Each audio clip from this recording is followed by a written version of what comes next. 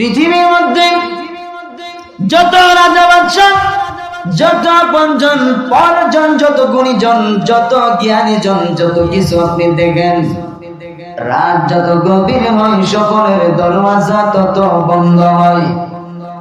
আর আল্লাহ বলেন রাত্র যত গভীর হয় আমি আল্লাহ মালিকের দরওয়াজা তত বেশি বড় হয়।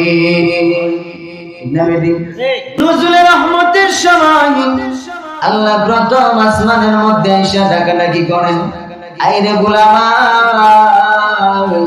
কার কি লাগবে আমার কাছে বলো, কার জীবনের মধ্যে অভাব অনটন বেশি আমার কাছে বলো, অভাব দূর করে দিব। কার গুনাহ মাফ লাগবে আমার কাছে বলো, আমি আল্লাহ রেডি হয়ে আছি, তোমার গুনাহ মাফ দেওয়ার জন্য বসে আছি। কিন্তু বান্দারে তুমি তো নাক ডাকায় ঘুমাও। বহু আল্লাহর ওলি বুজুর্গানে দিন আছেন যারা রাত্রটারে 3 ভাগে বিভক্ত করে নেয়। রাতের শুরুতে এশা পর্যন্ত সর্বোচ্চ 9টা 10টা এই পর্যন্ত সজাগ, এরপরে ঘুমায়া যায়।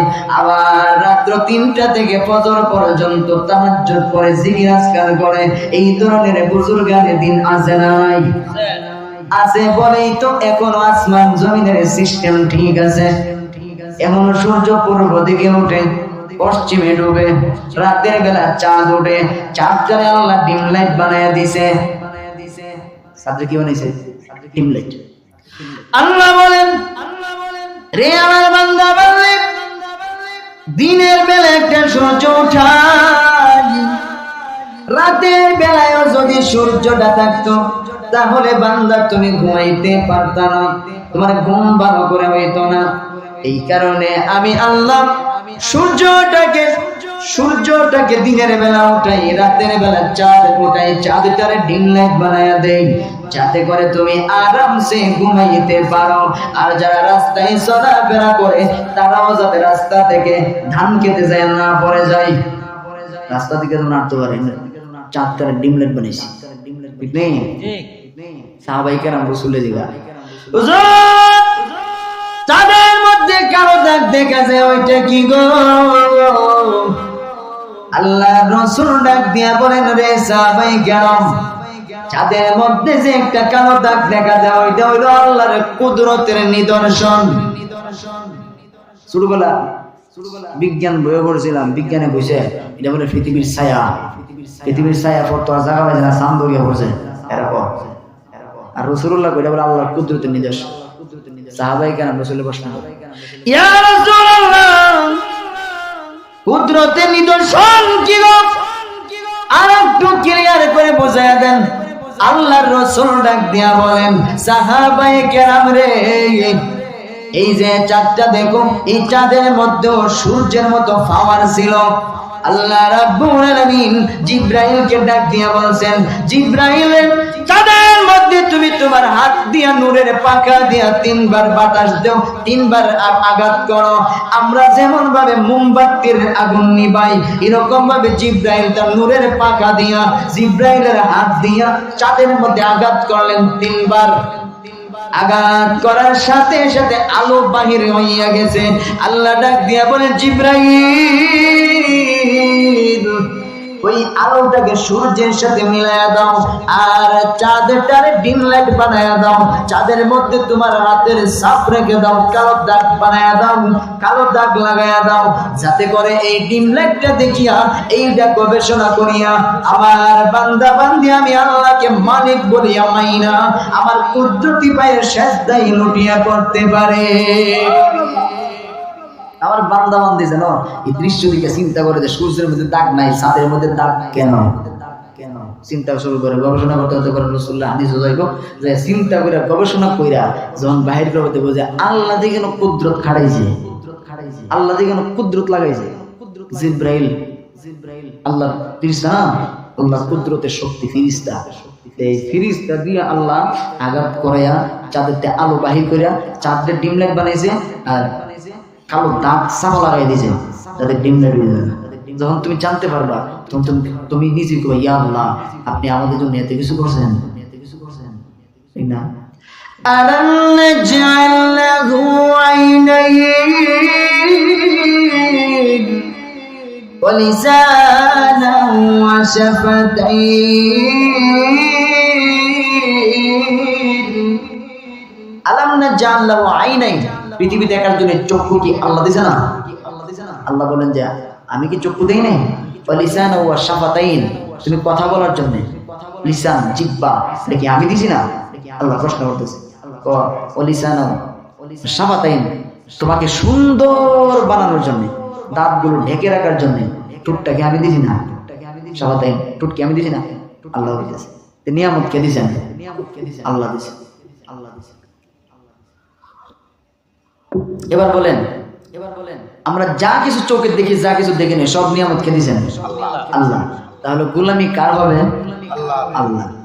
এবং জীবনের প্রতিটা মুহূর্তের, প্রতিটা সেকেন্ডের, প্রতিটা মিনিটের, প্রতিটা ঘন্টার, প্রতিটা দিনের, প্রতিটা সপ্তাহ, প্রতিটা মাসের, সারাটা বছরের, সারাটা জীবনের হিসাব কিন্তু ওই আল্লাহই আবার আমাদের কাছ থেকে নেবেন। কারণ জীবন দিছেন কে? হায়াত, এই লাইফ কে দিছেন? আল্লাহ। যদি এখন আমার মনে করেন একটা তারের মধ্যে টিপা ধরে এখন ইগেনই শেষ নাকি বাড়ি যেতে পারো? আমার সম্ভব নেই। কুদরত কার? আল্লাহ। ক্ষমতা কার? আল্লাহ। সবকিছু আল্লাহ দিয়েছেন, সুতরাং হিসাব আল্লাহই নেবেন। কথা ঠিক না বেঠিক? ওয়াত্তাকু ইয়াওমা তুরজাউনা ফীহি ইলাল্লাহ।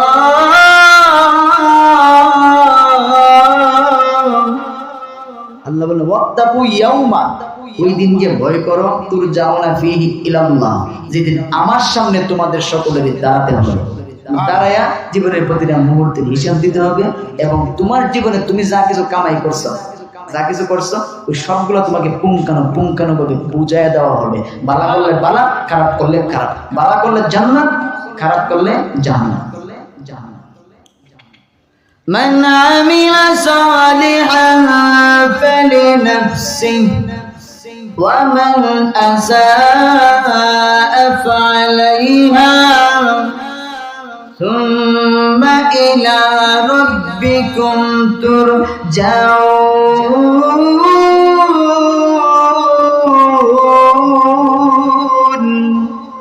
আল্লাহ বলেন মান আমিলা সালিহান ফালিনাফসিহি, তুমি যদি নেক কাজ করো, ভালো কাজ করো, জাযা বদলা তুমি পাইবা, তুমি তোমার নিজের কল্যাণ করছো। ওমান আসা আফালাইহা, যদি গুনার কাজ করো শাস্তি কিন্তু তুমি পাইবা, কারণ এটা তুমি তোমার নিজের ক্ষতি করছো। সুম্মা ইলা রাব্বিকুম তুরজাউন, তোমরা কিন্তু সকলে আমার দরবারে এসে দাঁড়ায়া জীবনের প্রতিটা মুহূর্তের হিসাব দিতে হবে। কারণ এই জীবন আমি আল্লাহ দিছি, ঠিক কি না? সমস্ত নিয়ামত কে দিয়েছেন? আল্লাহ দিয়েছে। দিয়ে আল্লাহ আমাদেরকে বানাইছেন যে আল্লাহর একটা উদ্দেশ্য আসেনি? আছে না? আপনি যদি আল্লাহর জিজ্ঞান প্রভু কেন আমাদেরকে বানাইছেন, আল্লাহ রাব্বুল আলামিন নিজেও আমাদেরকে প্রশ্ন করে জিজ্ঞাইতেছেন আফা হাসিবাতুম আন্নামা খালাকনাকুম আবাসাম। আল্লাহ বলেন এরে মানুষ, তোমরা কি মনে করো আমি আল্লাহ তোমাদেরকে অযথা অকারণে বানাইলাম? অযথা বানাইছি? এর জবাব হলো না গো মালিক, অযথা অকারণে বানান নাই। তাহলে কেন বানাইছেন? আল্লাহ রাব্বুল আলামিন নিজেই জবাব দিয়া বলেন মা খালাকাতুল জিন্না ওয়াল ইনসা ইল্লা লিয়াবুদুন।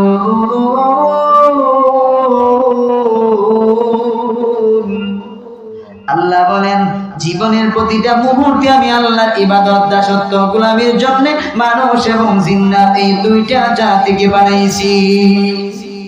ইবাদত কার হবে? বানাইছেন ইবাদতের লাগি, ঠিক নেই?